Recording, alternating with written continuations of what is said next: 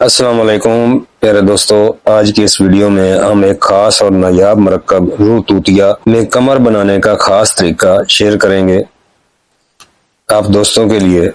تو پیارے دوستو، کرنا کچھ یوں ہے، سب سے پہلے جست 1 پاؤ اور نیلا توتا جرمنی کا اصلی 1 پاؤ یعنی کہ ای مرک کا لے لیں۔ سب سے پہلے جست کو آگ پر رکھیں اور ماسک استعمال کریں، آنکھوں پر اینک لگائیں اور جب جست پگھل جائے آگ پر رکھ کر جست کو اچھی طرح پگھلائیں۔ جب یہ پانی کی طرح بن جائے تو نیلا طوطا کی چٹکیاں دینا شروع کر دیں، چٹکی چٹکی ڈالتے جائیں اور لکڑی کی مدد سے اس کو مسلسل ہلاتے رہیں۔ لکڑی بورڈ کی یا پیپل کی ہو تو گیلی ہو، اس کے ساتھ ہلاتے رہیں۔ جب پورا نیلا طوطا شامل ہو جائے تو اس امیزے کو احتیاط سے شیشے کے جار میں منتقل کر دیں۔ اب اس میں 4 کلو ارک گلاب سے عطشہ اپنا بنا ہوا شامل کرنا ہے۔ شرط یہ ہے کہ ارک گلاب اپنا بنا ہوا ہو وہ شامل کریں اور اسے 4 دن تک اسی حالت میں پڑا رہنے دیں۔ اسی دوران وقفے سے ہلاتے رہیں۔ 4 دن کے بعد اس محلول کو مقطر کر لیں۔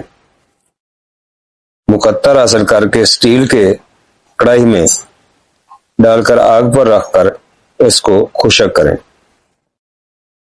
جب یہ خشک ہو جائے گا تو نیچے بریک سفوف ملے گا، اس کو روح توتیا یا جوہر توتیا بھی کہتے ہیں۔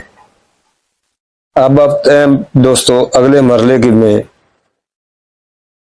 تو کلی اور پارا برابر وزن میں لے کر اچھی طرح سرسوں کے تیل میں چھل بند کریں اور اس کی ٹکیا بنا لیں۔